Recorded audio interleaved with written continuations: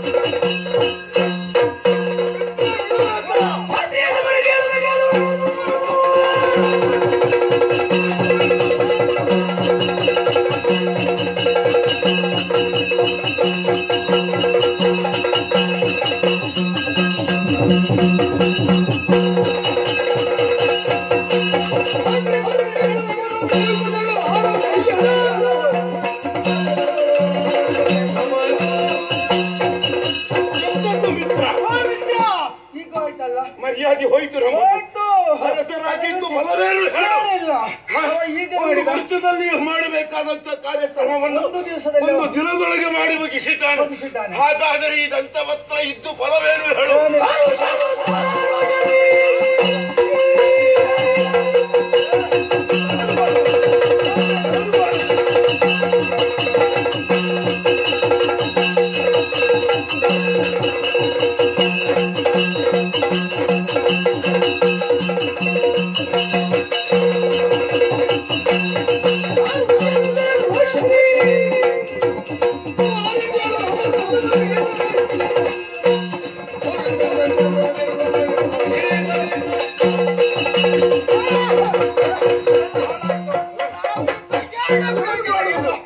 ಮಾತಾಡುತ್ತಾ ಹೊತ್ತು ಕಳೆಯುವುದಲ್ಲ, ವಿಚಾರಿಸಬೇಕು.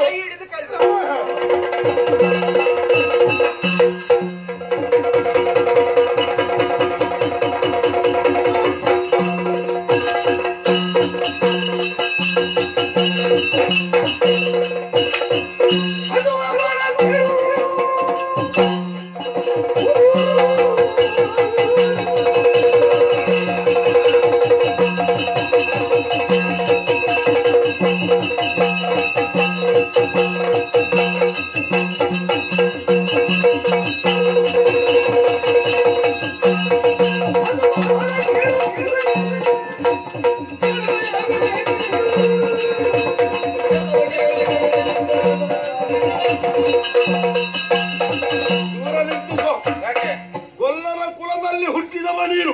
ಗೊಲ್ಲರ ಊರಿಗೆ ನೀನು ಬಂದದಲ್ವಾ? ಅಲ್ಲ, ನಾನು ಬಂದದ್ದು ಯಾಕೆ ವಿಚಾರಿಸುವುದಕ್ಕೆ. ಒಂದು ವರ್ಷ ಕಳೆಯಬೇಕಾದದ್ದನ್ನು ಒಂದು ದಿವಸದೊಳಗೆ ಪಾಂಡವರಿಗೆ ಯಾಗವನ್ನು ಪೂರ್ಣಾವತಿಗೊಳಿಸಿ ನೀನೇ ಒಬ್ಬ ದೊಡ್ಡ ಜನ ಆಗ್ಲಿಕ್ಕೆ ಹೊರಟಿಯಲ್ಲ, ಅದನ್ನು ಕೇಳಲಿಕ್ಕೆ ಬಂದಿದ್ದೇನೆ. ದಂತವಕ್ತ ನಿನ್ನನ್ನು ಹೀಗೆ ಬಿಡುವುದಿಲ್ಲ, ಇದನ್ನು ಖಂಡಿಸ್ತೇನೆ.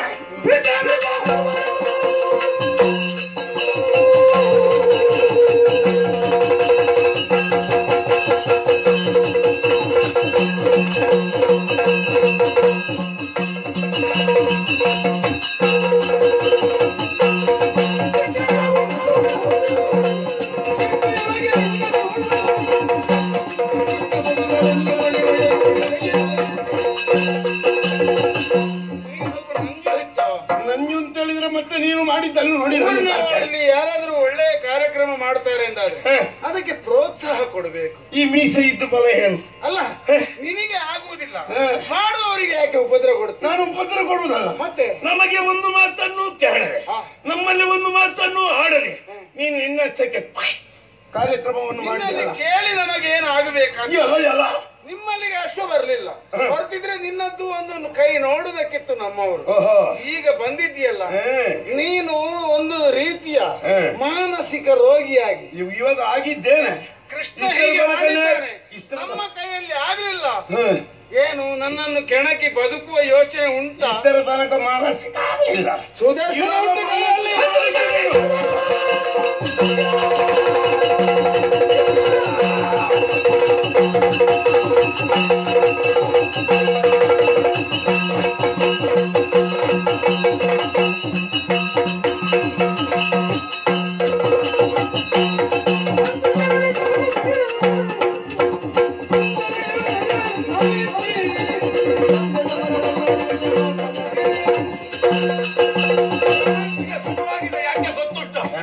ಇಷ್ಟು ರಾಜವಂಶದಲ್ಲಿ ಹುಟ್ಟಿದಂತ ನಮ್ಮನ್ನು ಅಪಮಾನ ಮಾಡಿದ್ದಿ.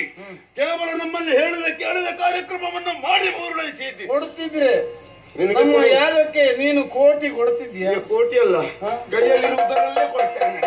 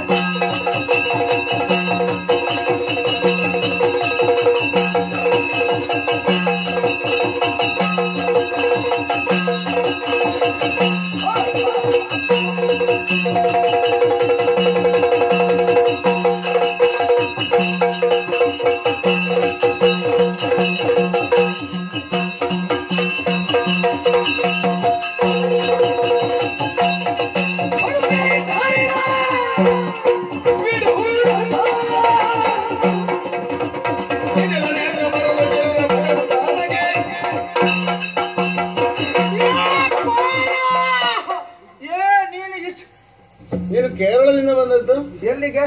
ಪೂರ ಅಂತ ಹೇಳ್ತಿದ್ದಿ. ನಿನ್ನನ್ನು ಹೇಳಿದ್ದು. ನನ್ನನ್ನ? ಹೌದು. ನನ್ನನ್ನು ಏನು ಸಣ್ಣವಂತ ಹೇಳಿದ್ದ? ನಾವು ಇಲ್ಲೇ ಇರುವಾಗ ಒಂದು ಮಾತು ನಾವು ಯಾಗ ನಡೆಸುತ್ತೇವೆ, ಅದು ನಿನ್ನೆ ಹೆಸರದ್ದು. ಇಲ್ಲೇ ಇರುವವರಿಗೆ ನಾವು ಮಾತು ಅಶ್ವಮೇಧ.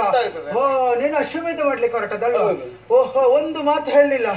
ನಾವು ನನ್ನಲ್ಲಿ ಒಂದು ಮಾತು ಹೇಳ್ತಿದ್ರೆ ಯಾಗಕ್ಕೆ ಬೇಕಾದ ವಸ್ತುವನ್ನು ನಾನು ಕೊಡ್ತಿದ್ದಲ್ಲ. ನಿಮ್ಮಲ್ಲಿ ಕೇಳುವಂತಹ ದೌರ್ಬಲ್ಯ ನಮಗೆ ಯಾಕೆ? ನಿನಗೆ ಬರ್ಲಿಲ್ಲ ಅಲ್ವಾ? ನಾವು ಶಕ್ತಿಯ ಮೂಲಕ ಪಡೆದುಕೊಂಡಿದ್ದೆ. ನಮ್ಮಂತ ರಾಜಾದಿರಾಜಗಳು ಇರುವಾಗ ಒಂದು ವರ್ಷದಲ್ಲಿ ಮಾಡುವುದನ್ನು ಒಂದು ದಿನದಲ್ಲಿ ಮಾಡಿ ಮುಗಿಸಿದೆಲ್ಲ. ಅದಕ್ಕೆ ಕೇಳುವುದಕ್ಕೆ ಬಂದವ ನಾನೇ ಯಡಿಯೂರಥ ಕಲುಷದ ಅಧಿಕಾರಿ. ಯಾಕೆ ಮಾಡಿದ್ದು ಹೀಗೆ?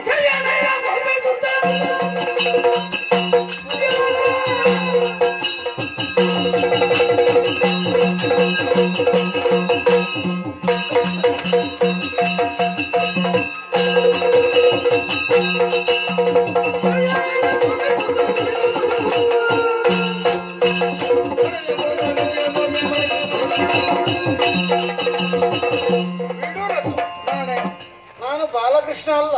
ಯಾರು ಹೇಳಿದ್ದು? ನಾನು ಬೆಳೆದಿದ್ದೇನೆ. ಅದು ಈಗ ಬೆಳೆದದ್ದು. ನೀನು ಬೆಳೆದದ್ರನ್ನೇ ಈಗ ಆದದ್ದು. ನೀನು ಕೊಡುಗೈ ಆಗುತ್ತಿದ್ದರೆ ಹೌದು, ವಿಷಯ ಕೇಳಿ ಕಳುಹಿಸಿಕೊಡಬೇಕಿತ್ತು. ಯಾಕೆ? ಏನು ಹಾಗೆಲ್ಲ ಕೊಡ್ಲಿಕ್ಕೆ ನಾನೇನು ಏನು ಕಡಿಮೆ ಅಲ್ಲ. ಕಡಿಮೆ ಇರುವುದರಿಂದ ನೀನು ಕೊಡುಗೈ ವಿಚಾರ ತಿಳಿಸುತ್ತಿದ್ರೆ ನಾಳೆ ಬೇಕಾದಷ್ಟು ಕೊಡ್ತಿದ್ದೆ. ಕೊಡುಗೈ ದಾನಿ ಆಗಿರ್ತಿದ್ರೆ ಕೃಷ್ಣನ ಮೇಲೆ ಹಗೆಯನ್ನು ಸಾಧಿಸುವುದು ಬಿಟ್ಟು ಹೊರೆ ಹೊರೆಯಾಗಿ ಕಪ್ಪವನ್ನು ಹಾಗೆ ಸಾಧಿಸಲಿಕ್ಕೆ ನಮಗೆ ಸಿಟ್ಟು ಬಂದದ್ದು ನೀನು ಹೀಗೆ ಮಾಡಿದ್ದರಿಂದಲೇ. ಹೌದಾ? ಹೌದೌದು. ಏನು ಅಡಿಕೆ ಉಂಟ ಮನೆಯಲ್ಲಿ? ಯಾಕೆ? ನಮಗೆ ಸ್ವಲ್ಪ ನೀನೇನು 16 ಸಂಬಂಧಿ ಹೆಂಡತಿಯರು ಇದ್ದಾರೆ ನಿನ್ನ ಜೊತೆಯಲ್ಲಿ, ಅವರ ಒಟ್ಟಿಗೆ ಚಕ್ಕಂದಾಡಿದ ಹಾಗೆ ಅಂತ ಎಣಿಸಿದೀಯಾ? ಮತ್ತೆ ಹೆಣ್ಣು ಮಕ್ಕಳೊಂದಿಗೆ ವ್ಯವಹಾರವೇ ಕಿರೀಟ ಹೊತ್ತವರು. ನಿಮ್ಮ ಕಿರೀಟ ತರಗೆ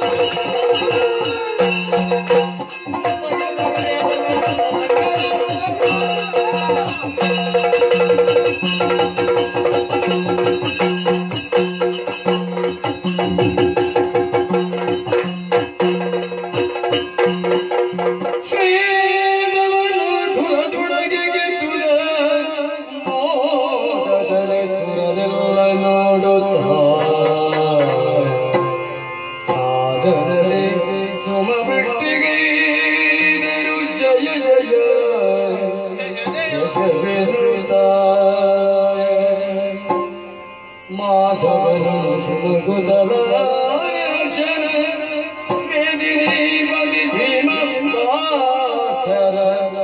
ಅಗಾಧ ಪ್ರೇಮದುಳಪಿ ಕುಳುತ್ತ